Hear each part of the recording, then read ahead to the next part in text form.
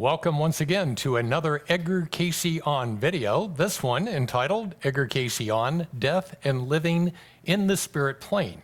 I want to always start with a disclaimer to let you know that this presentation is as a result of my study of the Edgar Cayce readings, and it's my personal take on it. There is no official take or theology or anything like that on the Edgar Cayce readings. Even the ARE, or Association for Research and Enlightenment, does not try to tell you how to interpret the readings. So I invite you to go ahead and, as I show here, presenting my opinion, invite you, because I document it well on here as far as where I got the information from, to continue your own study if you have questions about it.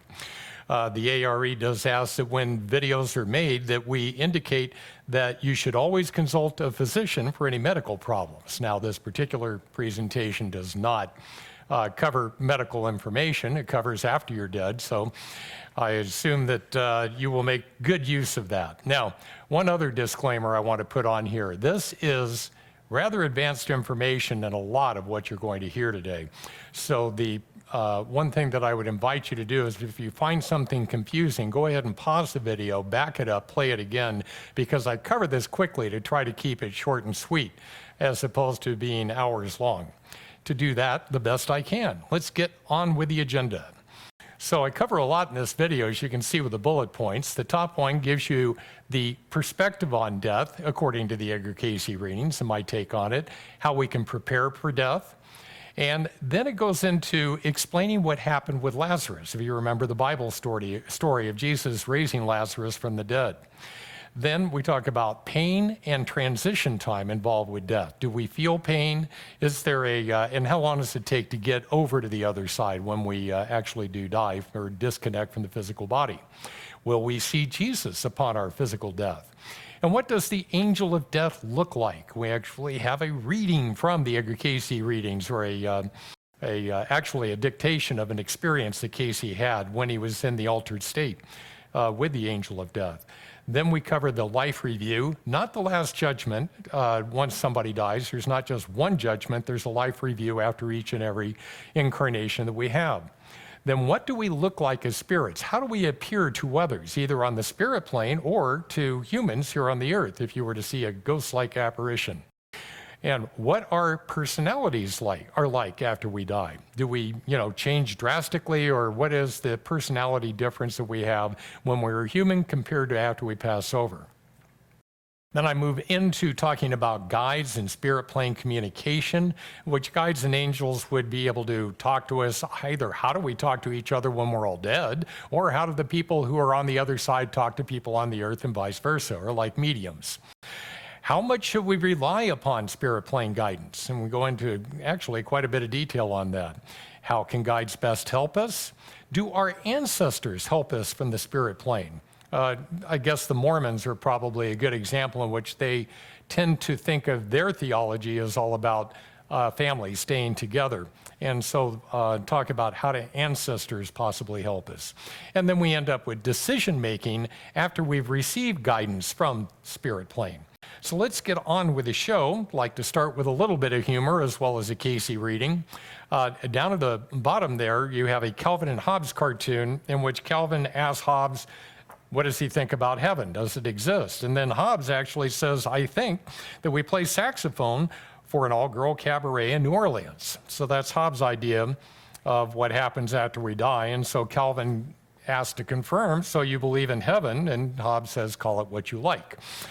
Okay, so that's one thought. I don't think that comes from the Cayce readings, at least in my interpretation of it. But I do want to go on to a section here of Cayce reading 989-2, paragraph 8. Female 31, if you're wondering what that is, that's the date of the reading right there, and the person receiving the reading was Catherine Phelan. Here's the excerpt. Then, a death in the flesh is a birth into the realm of another experience to those who have lived in such a manner as to not be bound by earthly ties. This does not mean that it does not have its own experience about the earth, but that it has lived such a fullness of life that it must be about its business. What this is, my take on it, is that it's talking about two different ways that it's an extreme, not that it's not on a spectrum, but you can go all the way onto Okay, I have seen this life. I have experienced the life review. I see what I can glean out of that experience, all the way over to the other side, which we would call an earthbound soul. It's somebody that can't let go of what just happened in that incarnation and move on. Oftentimes we call them, in the Cayce readings, they call them earthbound. You might call them ghosts or apparitions, or, when you have these ghost stories of things that just keep repeating over and over again, especially a tragic event. And of course, there's no real difference between what happens to us mentally on the earth and everything is mental over in the astral plane. So we call that post-traumatic stress disorder, PTSD. And if you have a PTSD experience on the earth that you can't let go of when you pass over, it tends to be debilitating, keeps you from moving on. So we will ask or talk about how to be able to let go and do a better job of that when we pass over. Next reading. You can see in the image right here that there's a woman lying down, and then it's kind of her astral body that's rising up out of it. And the 610-1, Helen Sarnoff, who's actually a big supporter of the Cayce readings back when he was around, starts with, "For that which has been termed death of the body is but the releasing of the soul, the image of the God in every entity, to find expression and to come closer to that which is life." An analogy that occurs to me is Star Trek, that you wind up being on a transporter and then all of a sudden it's beam me up, Scotty kind of thing, in which you hit the button and all of the atoms are scrambled around, and then you go into this ethereal state. The transporter buffer, I guess they call it, or something like that. And then all of a sudden you magically appear someplace else. Is it that much different when you're thinking about reincarnation, that here I am in a physical body at one moment, and then I pass over to the other side and I have a scrambled set of atoms, if you will, in a much more ethereal type body, an astral body, until it's time to come back into the earth and the astral body attaches itself to a physical body once again. So if you look at it from the idea of the transporter, maybe that helps. Maybe some people don't get along with that too well. Remember, it's not taking the same atoms with you, because the physical body does go ashes to ashes, dust to dust. But the mind winds up being consistent from each of the incarnations that we have here on the earth plane. Another quote, 2390-2 on Beverly Simmons. This is kind of an interesting image here with the baby on the top of the hourglass and the passed away. It kind of has a tag there on the toe showing that it's a passed away person on the bottom, to indicate that this is the same person, just experiencing two different ways of looking at it, depending on how you turn the hourglass. So birth in the material plane is death in the spiritual, mental plane. I know we never think of it like this, but when somebody dies here on the earth, we wind up thinking, well, we'll never see them again. Well, that's certainly understood that's not the case in the astral plane, but that doesn't mean when this person becomes born into a baby that we recognize that, well, they're pretty much dead on the astral plane until they come back. It doesn't mean that you can't communicate with them under certain circumstances. When you think of it, when you have mediums that are able to contact people that are in the astral plane and be able to pass messages along, it's not that it's impossible, but it just makes it a lot more difficult to do so. 1432-1, Theodore Henry here, and we have a quote that says, "While life and death are the opposites, they are constant companions one with another. Only the destructive forces know death as Lord. Only spiritual or creative forces know life as the Lord. Know ye the Lord." Now, this is just showing you that there are two different perspectives on how we think of things. If you are somebody that is really in, I'm going to call them the dark arts, satanic worshipers and people that actually approach life from the idea of power. And the more power you have, the more powerful you are. Certainly, that's one way of looking at it, except that the greatest power in the universe is love. And if you don't approach it from love and you approach it from, I want to be able to control and have force or control over other people, then that's definitely the wrong way.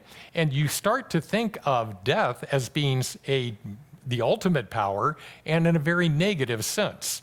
Whereas if we understand that spiritual creative forces know life as the Lord knows it, and God sees it as being a door that we pass through, like this beaming up, beaming down. We're still us, we're just doing it in different forms in order to be able to get that way. So I think that gives you an overview of what it looks like in order to be, when we're dying, going from a physical to an astral body. Here it comes in a question and answer form for Morton Blumenthal. Believe me, the readings for this gentleman, and he had over 400 of them from Edgar Cayce. He was quite a spiritual and financial backer of the Cayce work, especially back in the 20s. So we have the question, explain the plane of spirit and soul forces and what relation this plane has to the earth. You will start with death as we know it. So he's asking them to explain the spirit plane and death and going over to it. Cayce's answer is, in that moment, as in birth, we have the beginning of an earthly sojourn, little or long, as time may be, as the birth into the spiritual plane begins with the death in the earth plane. Merely the separation of the spiritual and soul forces from the earthly connections. So it's a longer explanation of what we've had in a previous reading, but I think it words it a little more clearly as far as that, when you have a birth in the earth, it's a death in the astral plane and vice versa. Again, this is a different part of the Morton Blumenthal readings. Question, what happens to the conscious mind forces and physical forces at death? Here's the answer. The conscious mind forces either are in the soul's development and in the superconsciousness, or left with that portion of material forces which goes into the reclaiming or remolding of physical bodies for indwelling as spiritual entities. Now, that's kind of a fancy way of saying that memories and experiences stay with the soul and the body returns to the earth to create new life on the planet. So ashes to ashes, dust to dust is indicating that, yeah, we're part of the whole cycle of life in which our bodies themselves become nutrients for other life forms to be able to continue on in the earth, but that the soul is forever, the soul is eternal, and that which has to do with the mental forces goes on, regardless of whether we're in the earth or we're in a spiritual body. So this is actually the wife of Morton Blumenthal, Adeline, and she has a quote here that's referring to two people that had already transitioned, was talking about the transition of going from life to the astral plane, life on earth to the astral plane. And those illustrations as have been used here, we find that the transition period of each, 139 Carrie Levy and 3776 Carrie Cayce, who was related to Edgar, was in a state of preparation for such transition much time before such took place, and that those near and dear to such ones were ready and willing to aid through those understandings or concepts related to such transition and had already been gained by each, both in one transition and ones already translated. See? This is Cayce ended a lot of things with C, as in do you understand? This is kind of a convoluted way of explaining that these two souls in particular were preparing for death, were recognizing that it was coming, recognizing that they were the soul and not the body, and that they were ready to release the body and be able to move on with the business at hand of the other side. So they didn't have the PTSD, they didn't have anything to hold them onto the earth, and they were very ready to get on with life on the other side. Another reading from Adeline Blumenthal, and this is giving an explanation of what happened with Lazarus. And it comes to us from an article that was describing what happens when we pass over to the other side. So when you see a reference to an article up here, all it's doing is saying what the article said, and then Cayce is going to validate it at the end. Question, now, then, the article continued to quote the interview, stating that the spirit entity was severed from its flesh encasement the quicker, and that the spirit entity, then asleep or in the resting conscious state of transition, is taken by the guides to a resting place. This might be indicated in the master saying, in reply to those who said, he is dead, he sleepeth, referring to Lazarus. So the people said he is dead. Jesus said he sleepeth, and it was described that way in the Bible. And then they asked, is this correct? And Cayce simply said, correct. I pay a lot of attention every time Cayce has that short an answer. Anytime he's just like a couple of words like that, I'm going, wow, when you got it that concise instead of having all the explanation that goes along with it, it's pretty clear. So the idea here is that when we pass over, there's a particular time period in which perhaps we sleep. Maybe we were just very tired, and often we are. At the end, it's like we don't have any energy, and we go into this sleep state, and that's what's referring to here in saying Lazarus was in a sleep mode, or he sleepeth, so that Jesus said he hadn't really disconnected from the body yet, although he easily could, and it was Jesus who went back to and said, Lazarus, arise, and was able to pull him out of the sleep state and bring him back into the physical body. So that's a kind of a complex concept, but I'm actually going to have another example from the Bible where Jesus did that a second time outside of just Lazarus. Okay, so now we have, this isn't a reading for a person, it's a reading on the 262 series for a Search for God books. And it was talking about paradise. Well, I'll just read the question. 585 is the person who asked it. What is meant by paradise as referred to by Jesus in speaking to the thief on the cross? So you remember, after he had been crucified and he had a thief, as the picture indicates, on either side of him there. And the answer is the inter-between. The awareness of being in that state of transition between the material and the spiritual phases of consciousness of the soul. The awareness that there is companionship of entities or souls or separate forces in those stages of the development. Now, I like being able to refer to 262 readings because that is generally general advice that applies to all of us. In so many of these readings, the answer applies just to the person that's asking the question, and so you do wind up getting different kinds of answers to the same question depending on who winds up asking. But in the 262, I find that it goes all across, whether it's time or space or gender or race or religion, it doesn't matter. It seems to apply well to everybody. So what this is describing as paradise isn't exactly that you're in heaven, you stay there forever. It says you go to a place where, and you can imagine where a thief was at that point in that time, back when Jesus was alive, and not very aware of the oneness of all things and how we should treat each other and be our brother's keeper. And I think what Jesus was referring to is to say you will be in paradise where you recognize that we are all divine siblings, that we're all unconditionally loved children of God, and that we are to treat each other that way. And so he'll have that understanding even that same day with him. Now, this is what I had talked about earlier as far as being able to describe the feeling in the physical body, or do we have pain, and how long does it take to transition? This comes from Julia Chandler, 1472-2. The question is, does death instantly end all feeling in the physical body? If not, how long can it feel? How long can the soul feel? And the answer, this would be such a problem, dependent upon the character of which unconsciousness is produced to the physical reaction, or the manner in which consciousness has been trained. He goes specifically into death. Death, as commonly spoken of, is only passing through God's other door. That there is continued consciousness is evidence, ever, by the associations of influences, the abilities of entities to project or to make those impressions upon the consciousness of sensitives or the like. So he's saying we do know that people live on after they die, and when we talk to sensitives or mediums who are able to communicate with people who have passed over. So to finish it up, as to how long, many an individual has remained in that which called death for what ye call years without realizing it was dead.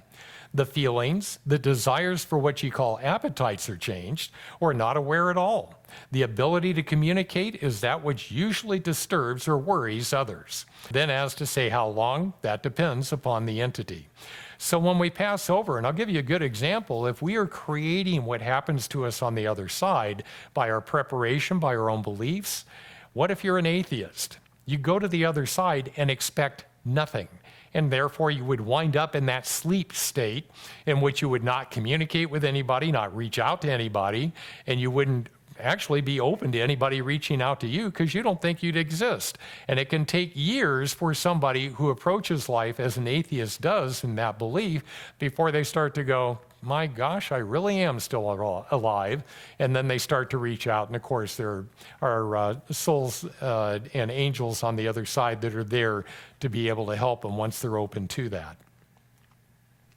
Now we're talking about cremation. And does the body feel it? If cremated, would the body feel it? The answer, what body? Before I go on with this, he's going to be very clear that the body is such a different entity than it is when we're talking about the soul.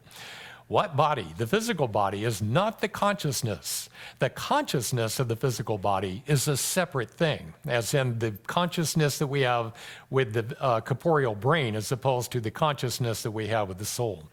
There is the mental body, the physical body, and the spiritual body. As has so often been given, what is the builder? Mind. Can you burn or cremate a mind?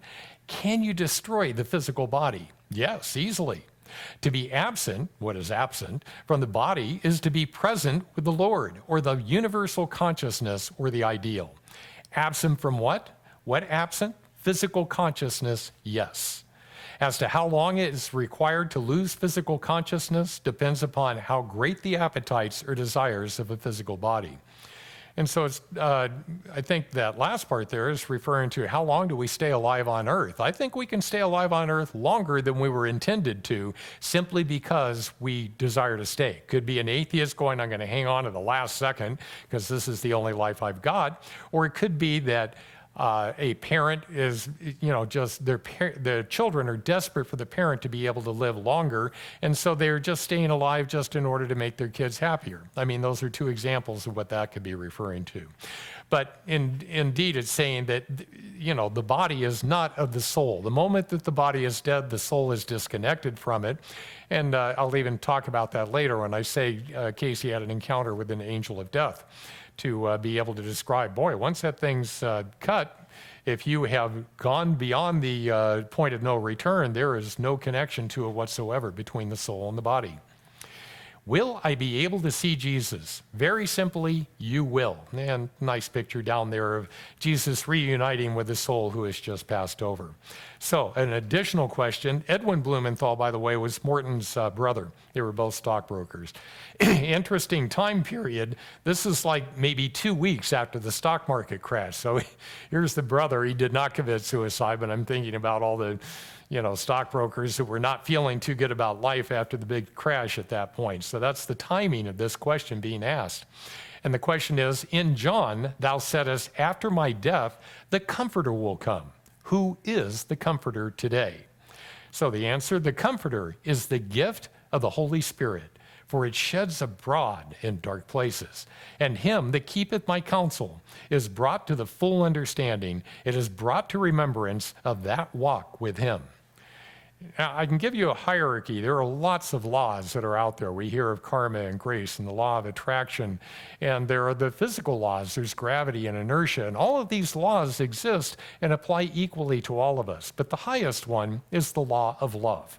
So it's like if you were to think of a table of organization and you have the CEO at the top and all the other laws. If you have love at the top, you have all the other laws that fall out below that. And so the Comforter, the Holy Spirit, is in fact the law of love. And it's through that that God created everything. When he said, let there be light, it was the law of love that manifested itself through the Big Bang and how everything came to be so perfectly in the beginning. To receive the Comforter is to receive love within yourself. And love has ultimate power, so you would have memory of everything that happened. Now, a subset of that is the Akashic Records. So love has the Akashic Records as one of the sub-positions below it. And you get that through the Holy Spirit, and you wind up having remembrance of all things, and it allows you to be able to write some of the greatest spiritual teachings that we have. Now, this is what I referred to before, even though it's attributed to reading 209-1, had nothing to do with the experience. That I'll just read it to you briefly here as far as what Cayce had when he encountered the angel of death. I was preparing to give a reading. As I went out, I realized that I had contacted death as a personality, as an individual, or as a being. Realizing this, I remarked to death, you were not as ordinarily pictured with a black mask or hood, or as a skeleton, or like Father Time with a sickle. Instead, you are fair, rosy-cheeked, robust, and you have a pair of shears or scissors. In fact, I had to look twice at the feet or limbs or even at the body to see it take shape. Now, I'll stop right there just as a moment to say, this is a very different picture that Cayce was seeing on the other side when he encountered the angel of death. And in fact, the only reason, and this gets into how do we appear to each other on the other side, Cayce wasn't actually seeing anything until he focused and said, you know what? I had to look twice to even see feet or a body to take shape. So I think it was just a nice, beautiful orb or light that was emanating, and he was getting this picture of, as he looked at it, he goes, well, what is that? It started to give him a picture of what he expected to see if you were talking about the angel of death from a perspective of being fair, rose-cheeked, robust, and, not being the evil angel of death, that is depicted so often in the world. So this is, I think that's a great description, but it goes on to give us more information. He replied, yes, death is not what many seem to think. It is not the horrible thing which is often pictured, just a change, just a visit. The shears or scissors are indeed the implements most representative of life and death to man. These indeed are unite by dividing and divide by uniting. The cord does not, as usually thought, extend from the center, but is broken from the head, the forehead, that soft portion we see pulsate in the infant. Hence we see old people, unbeknowing to themselves, gain strength from youth by kissing there, and the youth gains wisdom by such kisses. Indeed, the vibrations may be raised to such an extent as to rekindle or reconnect the cord, even as the Master did with the son of the widow of Nain, and you can see Luke 7, chapter 7, verse 11 to be able to get that Bible story. For he did not take him by the hand, which the Bible kind of indicates, but the hands were bound to the body, as was the custom of the day, because he had already passed over, but rather stroked him on the head, and the body took life of life itself. So it's describing that other section in the Bible in which Jesus raised the son of the widow of Nain from the dead, and death was very clear about something that you almost always hear of, a silver cord coming out of the middle of the body. One of the things that struck me about this is a thing that's a kind of a deep teaching in the Cayce material, but that the seat of the soul is the second center, the cells of Leydig, and the sixth center, which is the pineal gland. Now, the pineal gland is the one that's at the very top of the head. And when he was indicating, where the skull bones have not formed when the baby is first born into the world, is where that connection is made. So it's talking about Jesus stroking the head of the son of the widow of Nain in order to be able to repair that connection between the silver cord and bring the body and the soul back together, raise it from the dead, so to speak. So in looking at this and the description, how does that work? Well, if you think of the second center and the sixth center as being the connection that it continues on, starts here, connects here, and goes all the way out. Now remember, if you're used to the seven chakras from the Hindu description of it, the pineal is actually the seventh center. And Cayce says, no, it's the highest center. And the way that it is described in the 23rd Psalm is just like the shepherd's crook, and that my cup runneth over. So that the spiritual energy raises up into the sixth and spills over into the seventh. And so the pineal is the sixth spiritual center or chakra, and the pituitary is the seventh. And this describes it very well. So this is Adeline Blumenthal again. I think it's, going back into the article, and says this is getting into the life review, because the question says that article that she was talking about said that the spirit entity awakens to recognize those, for the most part, he knew on earth, probably also others, and then able to review, sort of like a movie picture, his whole earthly life, and the retarding and progressions are seen. The former, then, must just be overcome. Here, the article ended. Is all correct? Correct. So Cayce was verifying that what was being said in this article, as far as what is typically what you will experience on the other side, correct. Now, I have a kind of a picture below that is giving an idea of what is a life review like, and you see the picture of the young woman right there with all these images in front of her. As I understand it, it's like every nuance of our life, every moment is reflected, and we are able to learn from that, whatever lessons were available to us at that time. We're also able to see it unbiasedly, not from our bias or whatever other people were involved in it from their perspective, but what the truth was of the situation so that we can get the lessons from that. And then one other thing that comes up in a life review has to do with our sins of omission. Kind of hate to put it in such an archaic term, but sins of omission would be the opportunities that we were being presented while we were on the earth, alive on earth in human form, and did not follow through on, didn't take advantage of, didn't try to bring into manifestation into the earth.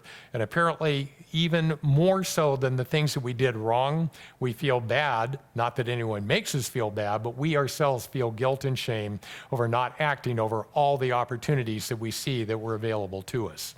So this is talking about the life review, especially from the idea of the retarding or progressions. Cayce puts the term very much as in the entity lost, retarding, or the entity gained progressions. And so it often referred just to an overall lifetime as the entity gained or the entity lost or the entity gained and lost is the way that the Cayce readings often refer to it. Now, we have a question from Jane Hoagland, 516-4. Why did I see my father and his two brothers as young men, although I knew them when they were white-haired? The answer, they are growing, as it were, upon the eternal plane. For as may be experienced in every entity, a death is a birth. And for those that are growing, then appear in the growing state. Now, remember, in this case, Jane was talking about seeing her father and two brothers who had obviously passed over. Now, they were rather late in life, getting on in years. And so at this point, she remembered them as having white hair. So they were older in life on the earth. How did they appear to her? Well, they appeared to her as being younger, that they were, vibrant, that they were enthusiastic, that they were just as young men in their earlier life. In case he's saying they're being reflective, or they're almost, I don't know, he didn't put these words out there, but it's as if there was an agreement between the brothers and the father and Jane that they would appear as they were feeling at the time. And they felt young again. They felt enthusiastic and full of vigor and vitality, as it said. So we, I think, agree with each other how we're going to appear, just as the angel of death didn't start to take shape until Cayce's going, oh, what is that exactly? So I think this is a good example, and it makes it clear. Once again, from the 262 readings, the question was, at the change called death, is the entity free of a physical or material body? Answer, free of the material body, but not free of matter, only changed in the form as to matter, and is just as acute to the realms of consciousness as in the physical or material or carnal body, or more so. Now, what this is, I think, is indicating is that we have three different forms that we can exist in when we're talking about from the earth and passing over to the other side. And this is really analogous to water, because when you start with water in a frozen state, it's ice. And then as the ice melts, it turns into water. And as it goes even higher in vibration, it turns to steam. So if you think of the physical body as being an analogy to being in the ice, being encased in ice, and then as the body passes away, you have water, which is very malleable, very form. I mean, it doesn't keep form. It just keeps moving as we would intend it to. But there's even a higher level than that in which water turns into steam, and I would consider that how we were created. If you go back to before the beginning, God was the one that said, let there be light, and the manifest universe came to be. And that means that God has to be able to exist without energy or matter or space and time. If God created those things, then God exists beyond them, and we were created in God's image. Therefore, we, in our most perfect state, are exactly like God, that have no form, no body whatsoever. We are pure consciousness. And then as we enter into the manifest universe, we have an astral body, and as we come into the earth, we have a physical body. Now, this is an anecdote. Actually, it doesn't come from a reading. I heard this one from Edgar Cayce's oldest son when he was alive, Hugh Lynn Cayce. But it's a great story to show where we come from. In fact, one thing he added along with this, he goes, as I understand it, if you are alive and you're a Baptist on the earth, when you pass over, initially you're a dead Baptist or a dead Jew or a dead Episcopalian or whatever you might be. In other words, we tend to carry forward with us, at least initially, into the other side, all the predilections that we had here on earth. So in this case, I have a picture here of a kind of an ethereal being looking at you through a window. Well, Cayce was awakened one night by a tap on his second floor window. He was in bed with Gertrude, his wife. She didn't wake up, but he went over to the young woman and, he's letting her know, did you know that you're dead? And she goes, oh yeah, I'm very familiar with that. I just don't know what to do from here. So she asked to be able to speak with him, but here's one of the predilections that carries forward. She said, would you please go let me into your living room? She didn't want to, pass through the wall and talk to him in the bedroom. That just, proper young ladies didn't do that. And so Cayce did. He went down, opened the door. She comes in. They sit down properly in the living room. And she explained something that is kind of interesting. She had died during an operation. It was intestinal trouble. And she had died during the operation. And the pain continued on the other side for her. Now, there are no pain receptors, so this is all, I guess, what would you call it, psychosomatic? But she continued with the pain, and that persisted until her doctor passed over, and on the other side, he finished the operation. Now, was there really an operation, or remember when you talk about the placebo effect, 50% of the time you can take a sugar pill and it winds up healing you? This woman needed the doctor to be able to come over and finish the operation that he had started for her to let go of the psychosomatic pain that shouldn't have been there in the first place. She just carried it along with her. And even though the doctor completed that and he moved on, she didn't have the pain anymore, but she didn't know what to do. And that's why she was seeking Edgar Cayce's counsel, going, gosh, I don't know where to go from here. And that was how he let her know that you need to pray and be able to ask for help in moving on to wherever your next place is supposed to be. So now we're back to Adeline asking more questions about life after death. The question, in correlation with the lesson of the life after death my mother has given me and is giving me, explain this. So she's had experiences in which she's been in contact with her deceased mother and trying to get information, and mother has been giving her information about how things were. Interesting answer here. So is this the way it is? And Cayce's answer is, only that explanation necessary that the entity applies same through self. For only in self may such explanations be made. For individuals are individuals, and are of own free willed in all spheres, with that of its own making in each sphere. See?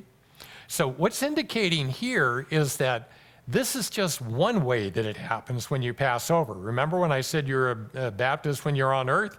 You're a dead Baptist and you pass over? You could very well create a scene in which there's the last judgment. It's not binding, but you've been creating this thing with your whole mind that you watch it all play out, and then when it plays out, you can finally say, oh, the movie's over and reality sets in when you turn the lights back on, and now there's the guides and angels around here saying, you done with that? Can we move on with what comes next as opposed to what you had made up there?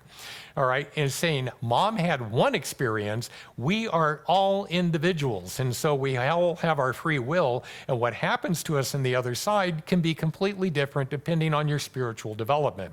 Her mother may have needed to move to an entirely different level of awareness than Adeline did at that time. So we have a unique experience on the other side. Don't try to take all these near-death experiences and say everybody is going to have the exact same thing happen to them. It just doesn't work that way. So now we have all guides, and I just added this thing at the top because I'll refer to it later. All guides, whether spiritual or material, have the power to direct and influence their subjects. I want to stop right there because so many people talk about guides and angels being able to help us from the other side. I thought it was interesting that Cayce points out that spiritual or material, we have guides right here on earth, and we don't even think about it. Our guides are our parents, our friends, our peers, our teachers, and they're all there, and they all have the power to direct and influence their subjects. If you got teachers in a class, don't they wind up being able to direct their students, or parents to direct their kids? If we don't think of them as being guides, but that in fact is a very similar role that they have to guides that are on the other side that we don't see in a physical form. So all of them have the ability to direct and influence us to the extent that we're open to it. Okay, let's go on to the question. And the question is, Mr. Cayce, is this all that this personage needs? Now, remember, there's a whole lot of other information that went on, but you're saying there's been a lot of information that came through from various sources, and Cayce says this is what he needs, but it is hard to bend back an old tree. So there's a lot of good information that's been given to this Milton Mindel right here, and I love the picture. It looks like he's a little set in his ways down there. That's not Milton. But the picture is representative of the way that Cayce describes him. If you are just stuck in your ways, it doesn't matter how much good information you're getting. You're just not going to follow through on it, and maybe that's to his detriment. So now we have David Kahn was a real proponent of the Cayce readings. In fact, I don't think anybody referred more clients to him than anyone else than David Kahn. So here's the statement that came out for David Kahn himself from the readings. One who will find that its guides and spirit forces in earth plane are often more correct than the will has allowed the present sphere to be guided in. Okay, now, this is a little bit of a difficult concept, so let me break it down from the idea of everybody's probably heard the statement, what would Jesus do? Now, I would say that Jesus going through what he did when he was arrested and then tortured and humiliated and bound up, had to carry his cross up and ultimately was murdered up there in Mount Calvary. Now, his answer to that was, Father, forgive them, for they know not what they do. I have to say that that's probably not my reaction if I were to have gone through that. And so I would indicate that what would Jesus do and what would Jesus have me do or have us do is an entirely different thing depending on our level of understanding, our level of spiritual development. And so what I think this is saying to David Kahn is that you are getting guidance that is above what you are able to follow through on. Now you're going, would I be getting imperfect guidance from guides and angels on the other side? And the answer is, yeah, you can, because they're just other people with an opinion. And they're kind of looking at it going, David, you could shoot for this, and David's here, and they're trying to tell him to measure up to a higher level. And maybe he can, because we do have free will.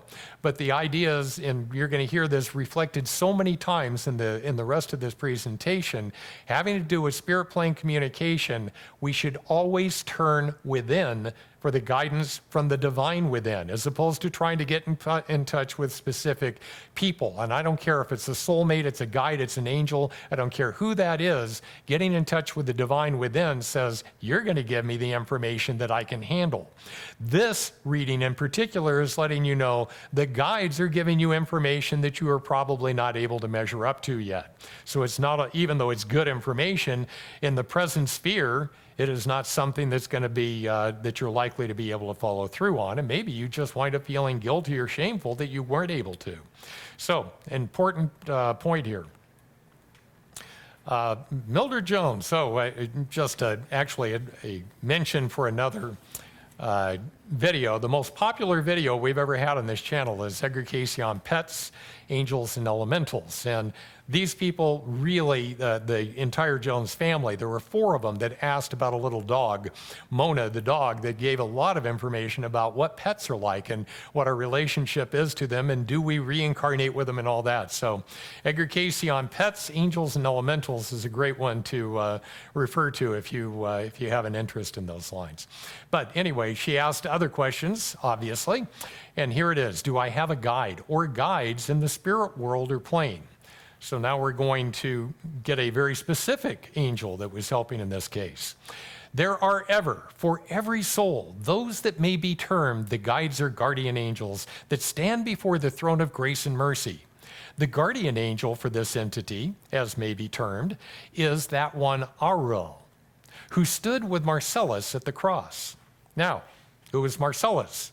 If you're a Bible aficionado, you probably remember the story of Jesus being crucified and that the Roman soldiers actually took his garment, which was a beautiful, as Cayce describes it, was a beautiful woven robe of pearl gray, and that they were casting lots or throwing dice to see who is going to win that. Marcellus was the one who won the robe.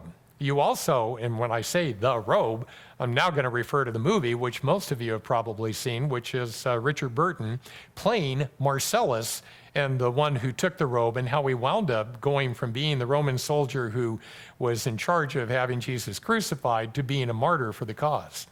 So it's indicating here that yes, indeed, we do have guides or spirit plane helpers that help us out, and they can be very specific. Now, have I, 423, who is Carl Percy, I don't know Carl, have I, 423, any spirit guides to whom I may look for help in material matters? Now, I'm going to let you know right off the bat, and we've already kind of glossed over it in the beginning. Here, Carl is asking for a specific person to try to get in touch with, as opposed to trying to get in touch with the divine within, to get the best guidance at whatever level you're able to receive it as God understands it, instead of somebody saying, this is what I think you should do. So here's Cayce's answer when he's asking for a specific person to help him with material matters. And the answer, each and every soul has its guides that may be designated by the desires of the inmost self. In the realm of spirit, many may seek to give that which may be of interest, and at times of aid, to individuals seeking from such realms. Yet, as the promise has been unto the sons of men, he, the Lord, is sufficient unto thee. Then that which may be the greater, the better guide to each and every soul, is that of self through its associations, its own associations in the spirit realm. Just reiterating in Cayce speak what I was talking about. Don't try to get in touch with an individual. It may be the individual that winds up giving you that information as being the best one to do it, but at any given time, only ask for the highest spiritual guidance from the divine within to help you, in this case, in material matters. So here from Francis Green is a quick one having to do with who we can trust. Trust in those guides that announce themselves in him, none others.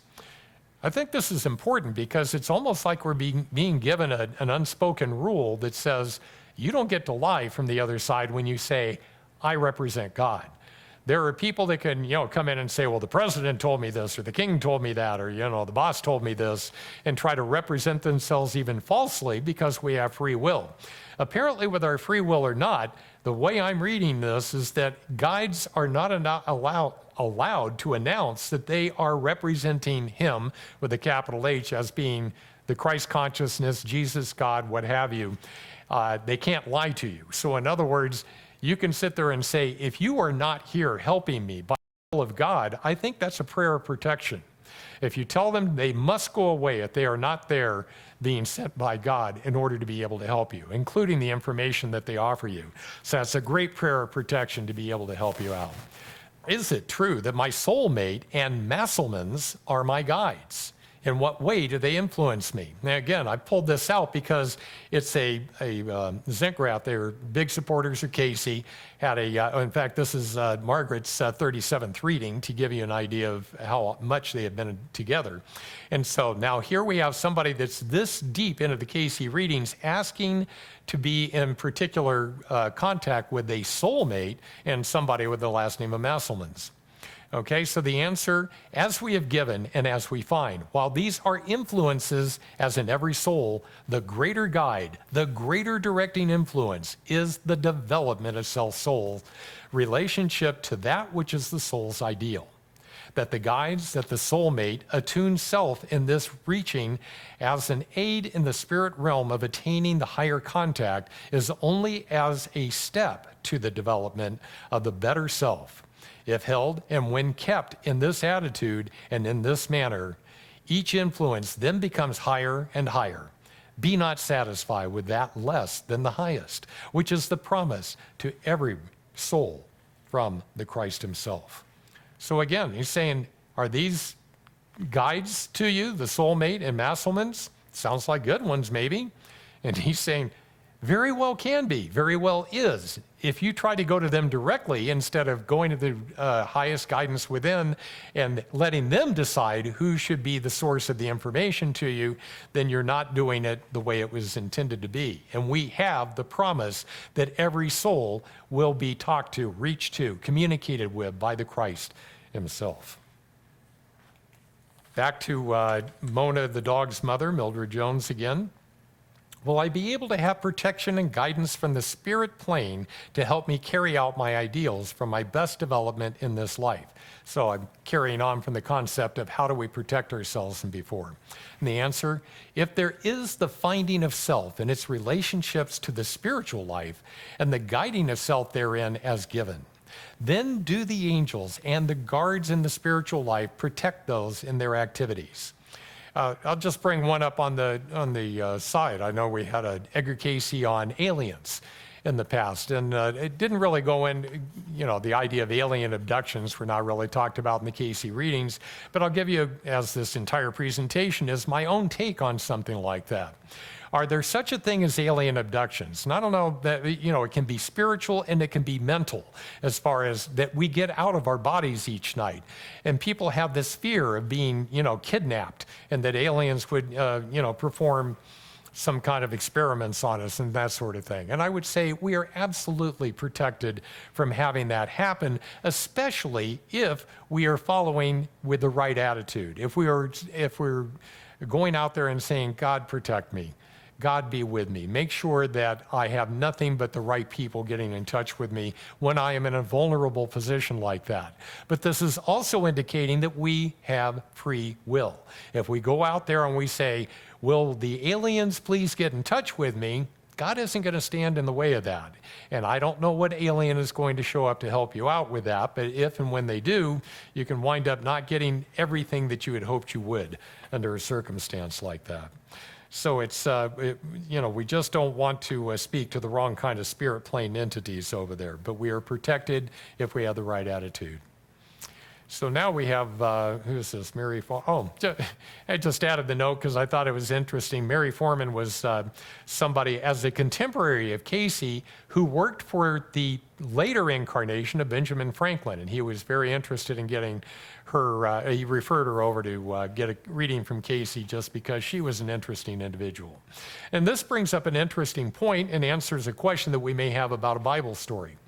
The question is, are the entities who present themselves as guides for me, Mary Foreman, so they're people who say, we are your guides, the persons they represent themselves to be, and how far may their suggestions be followed for her best development? The way that this is worded, by the way, it makes it sound like she's not asking the question. That's not true. She wrote a question out, but she would not have been present, and so the wording comes from Gertrude Cayce. I assume that it was Gertrude who was conducting the reading for this one and is reading the person's question, but reading it as, an outside party. So that's why you see the wording like that.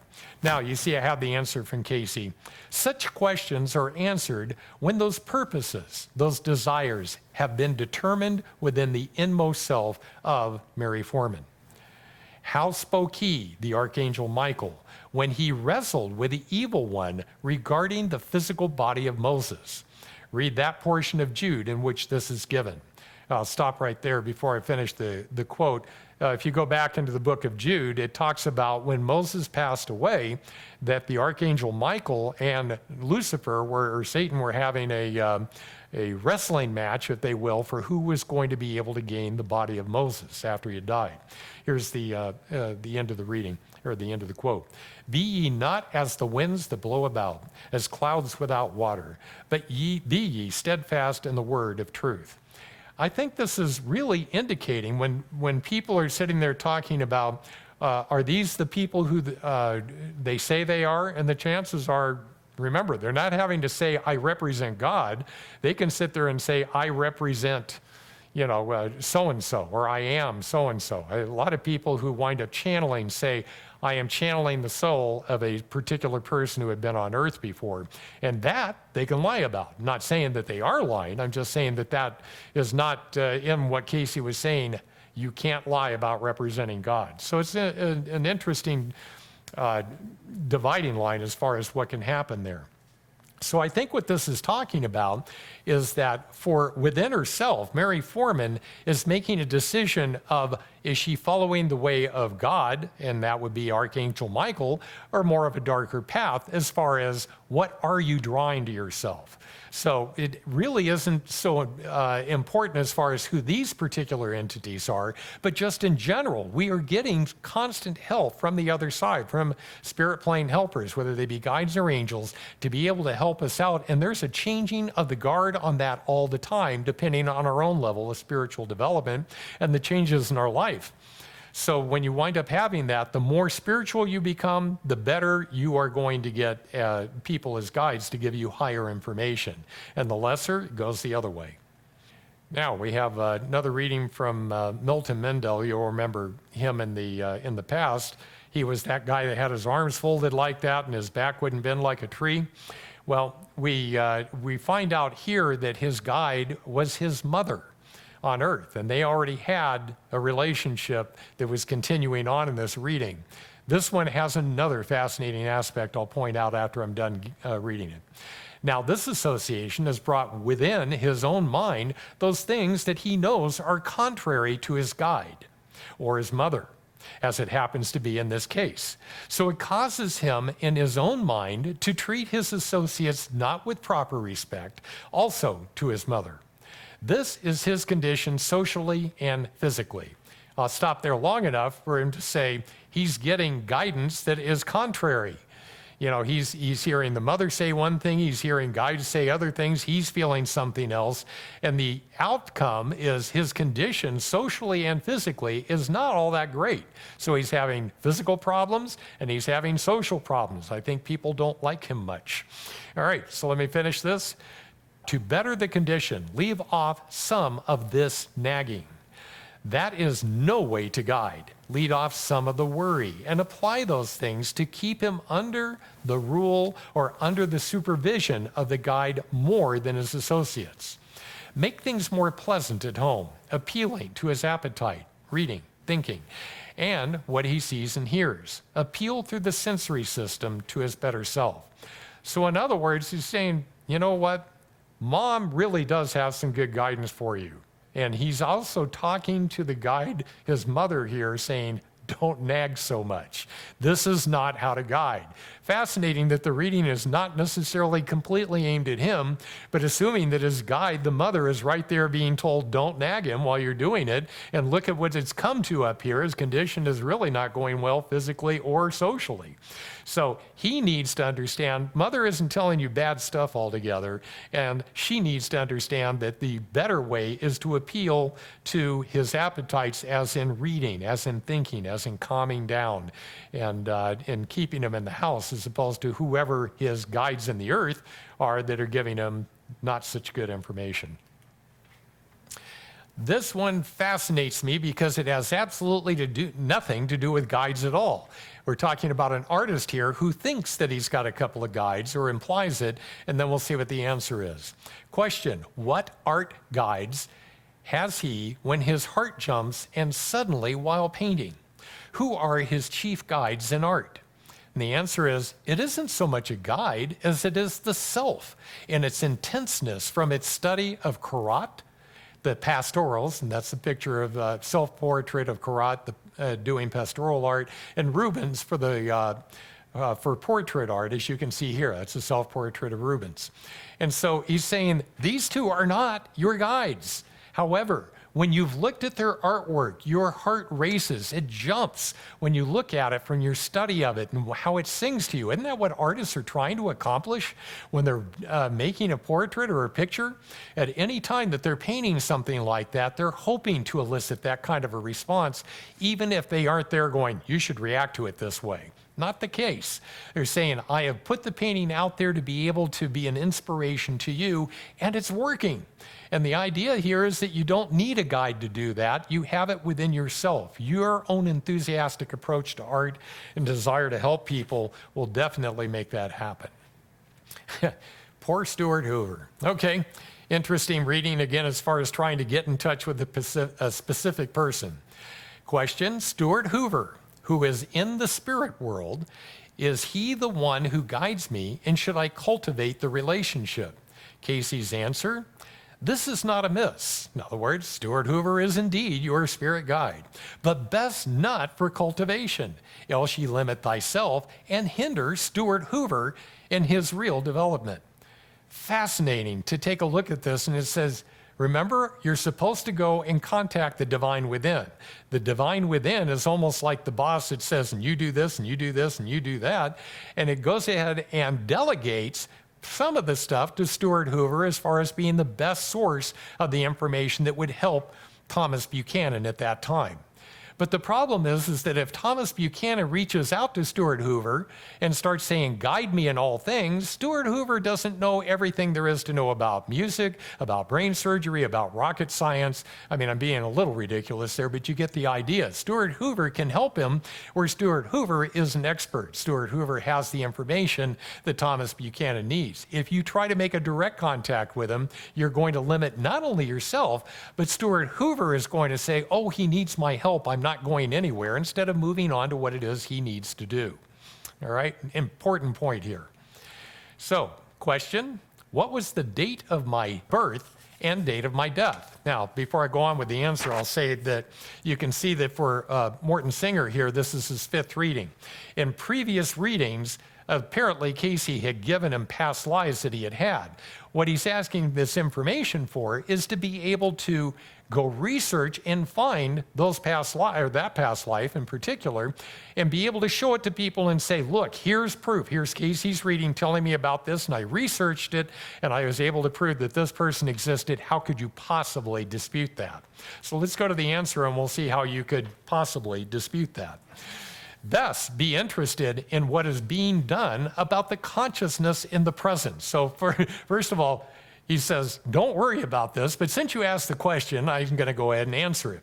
The birth was in the foreign land, as indicated, and about the 10th day of May. Though, remember, these have changed, you see, in the 16th century. Cayce, especially when he was going back, as things like what was the birth date of Jesus, he gave more than one date for when Jesus was born. The problem is it has to do with the particular perspective of which the question was being asked. First of all, the person is different, and what is the time frame? Because remember, the calendar has been changed a few times over the years when a monarch would come along and say, oh, I'm going to fix all this, and the next thing you know, you've got a different calendar with different days on there. And so May the 10th is changed. It's not the same May the 10th as we have today because of the changes that happened in the 16th century or the 1500s. All right, but the most important thing, yes, he did answer the question. Now, what if he has enough information and he's able to go find birth and death records for who this individual was? Let's take it to the naysayer. We're going to take it to somebody who doesn't believe that any of this is true. And so you show him the Cayce reading, the date on it, and when he told you about the life, and then you got this subsequent information, and you go look it up, and then you bring it all together and show it to him and going, how do I know that you didn't get together with Edgar Cayce ahead of time, pull out some random record that you could pull all the way back to the 1500s and try to tell us that you did this, later according to your story right here. If you contrived it by putting it together at first, then that answers everything. And how can you prove that you didn't do that? So the idea of anybody trying to go back and verify this, all you're going to do is convince yourself. And the most interesting part of that is, didn't you believe in it already? So I don't really see a lot of reason to go ahead and try to spend a lot of time trying to verify who you were in a past life. So now we have, once again, Mona the dog's mother has asked another pertinent question for death. Question, any guidance from my ancestors in this life? So I'm talking about how do we wind up getting help from our ancestors? If so, which ones?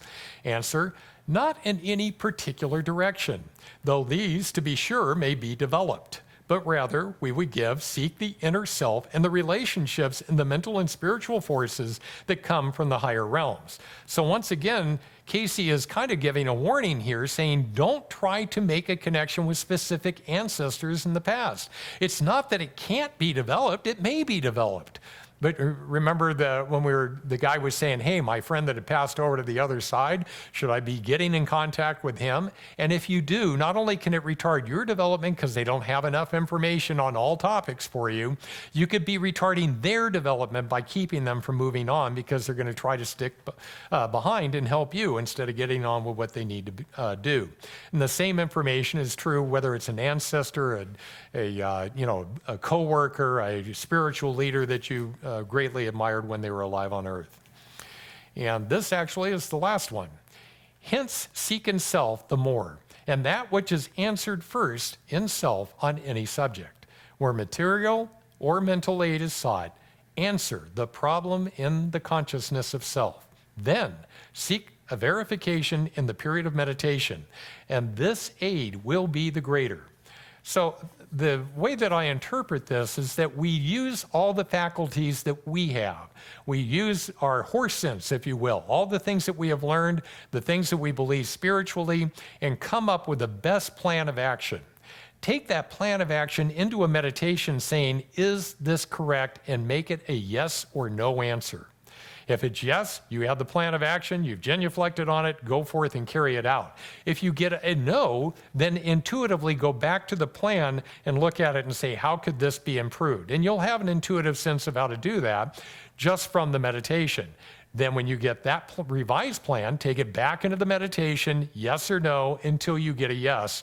Repeat, repeat, repeat until you get a yes, and then go forth and carry it out. So this, the picture that you see here, we could turn left, right, or just continue on the same path we're in. This is decision making, and it works this way without trying to contact a particular individual, a guide, an angel, whatever. Go to the highest source within, God. Help me with this. I'm asking, do I have the right plan? Yes or no? All right. So at this point, if you have questions at home, I'm going to turn the camera off and take questions here. But if you have questions at home, go ahead and type them in the comments line. And we're really pretty good about getting back to you right away on that. And thank you on YouTube for watching.